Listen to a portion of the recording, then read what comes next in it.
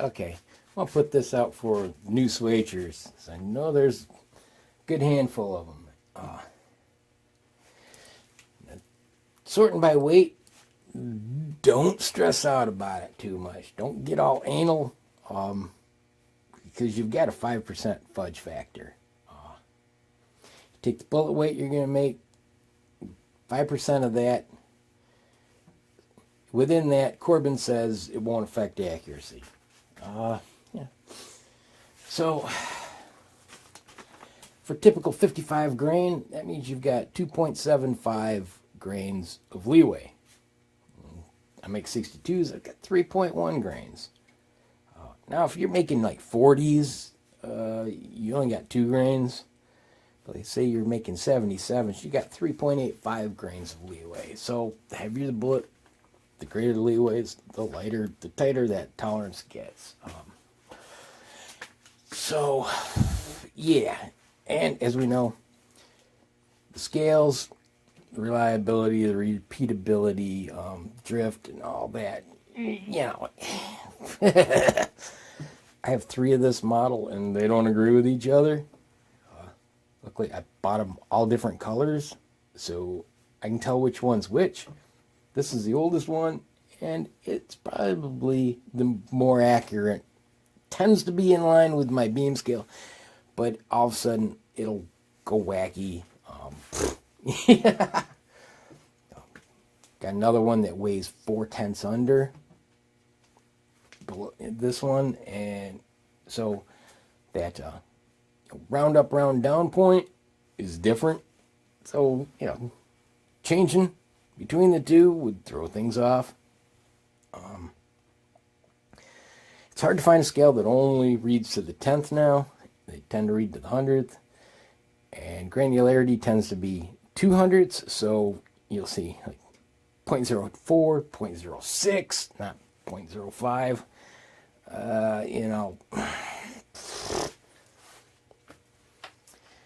But yeah, got that range, that 5% range to stay within, and it's not that difficult. Say you toss it in, you hit the wrong one, you're a 1/10 of a grain off either way. There's 2/10 of a grain.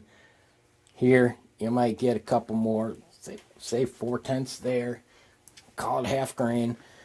Yeah, you're still got a lot to work with.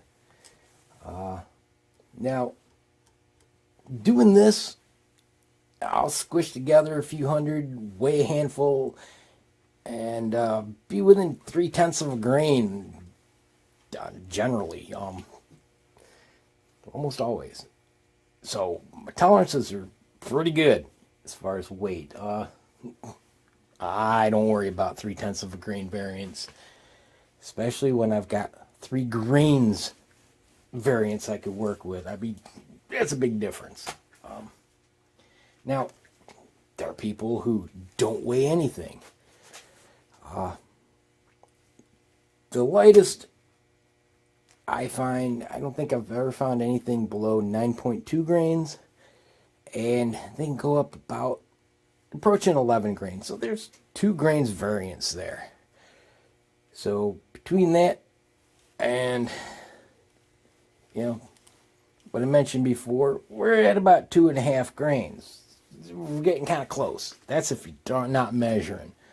And like their molds typically tend to be oriented around 55 grains. They're not going to drop exactly. Not sure how much they'd vary. Maybe a grain. Okay, now you're a little outside that envelope. Not horribly. But still. Well, that would add 2 grains. So yeah, I guess you are. But, that's if you don't put any effort into it as far as weight sorting.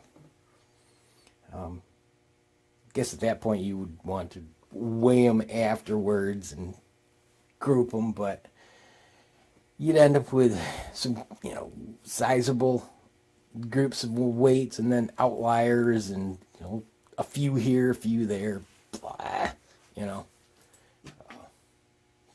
one of this, one of that. It just seems to me. So doing this, yeah, it takes a while. It's some effort. But like I say, I make a bunch and they tend to be within 3/10 of a grain of each other. And I'll, you go buy a box of bullets, even some expensive ones, and you're probably going to see more than that.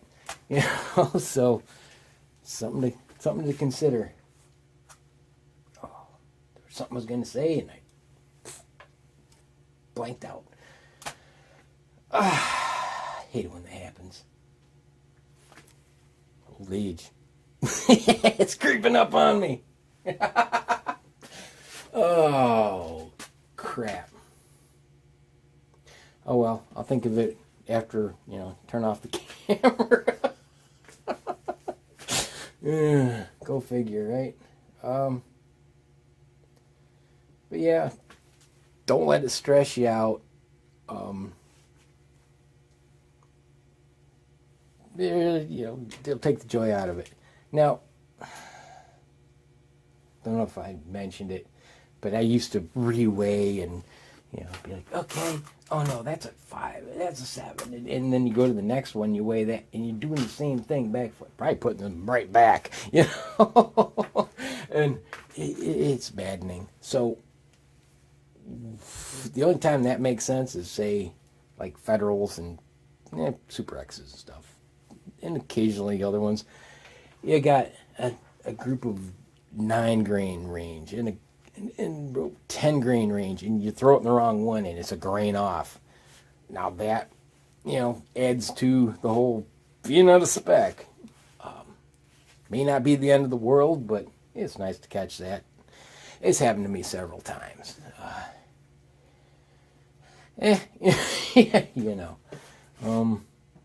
Try to avoid it, but sometimes, things just happen.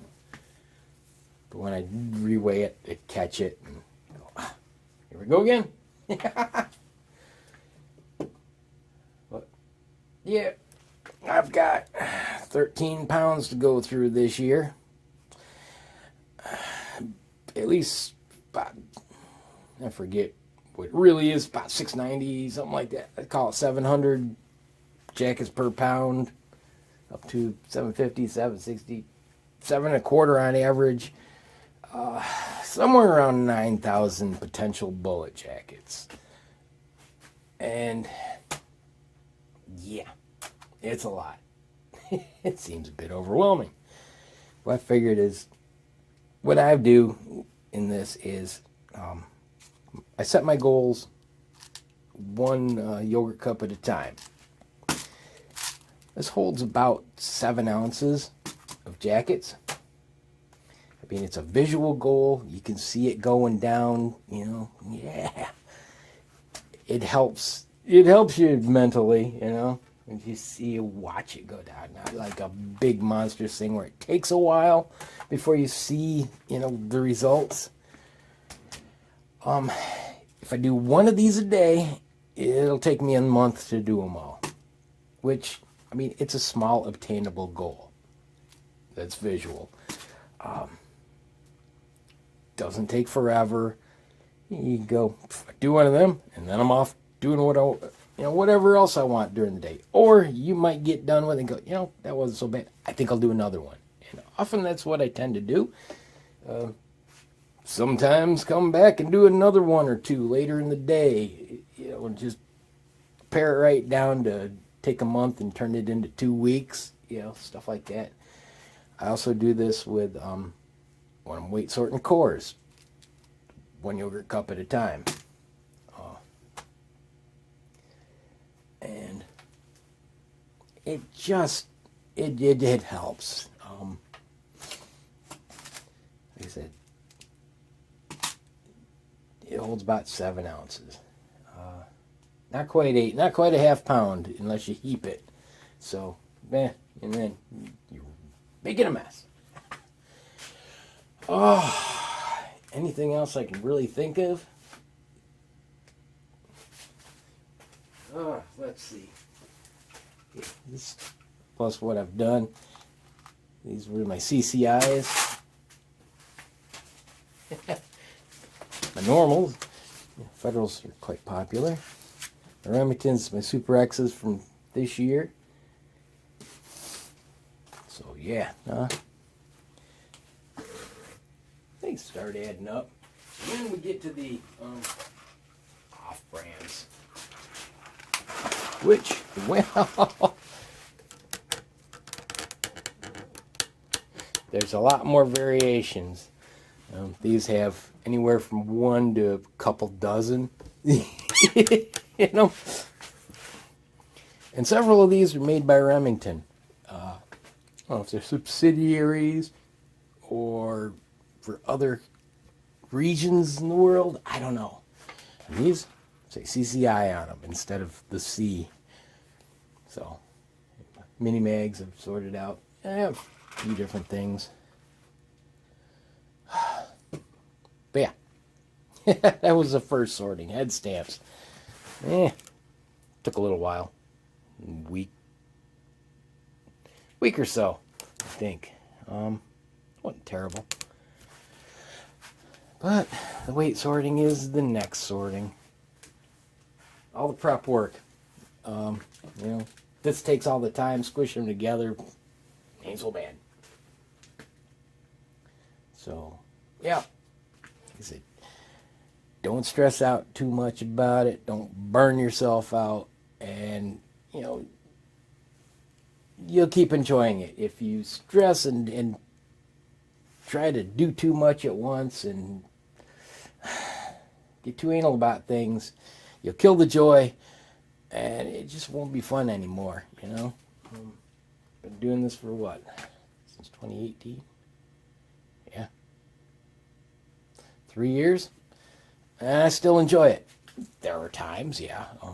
Gets a little crazy, but it's usually when it's like, oh, I need more bullets. Oh, I need to process. Oh, crap. But right now, you know, it's starting to get cold and crappy out, so this is the time. And the winter, got plenty of time to do it.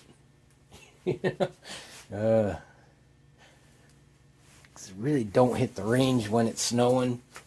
I mean, it's open, but they probably not too well maintained. The point I'm trying to make is that by doing this, you're going to consolidate them more where they should be, even if you're a little off, versus you just random. There'll be less outliers. You'll be, you know, much more focused in on your target weight. And to me, you know, that makes a difference. Less variables. Like I said, some people don't bother weighing or anything. Probably doesn't make a whole lot of difference for plinking ammo and stuff, but, you know, I would rather be as close to weight as possible. And if I was really going to go crazy, weigh them after they're all made and sort them. And, you know, most of them be right in that area with a few odd ones. And a few odd ones are better than a bunch of odd ones. You know? Well, hope that makes sense. Or at least as much sense as anything else I do. And I'll leave you with that. Have a good one. God bless and see you.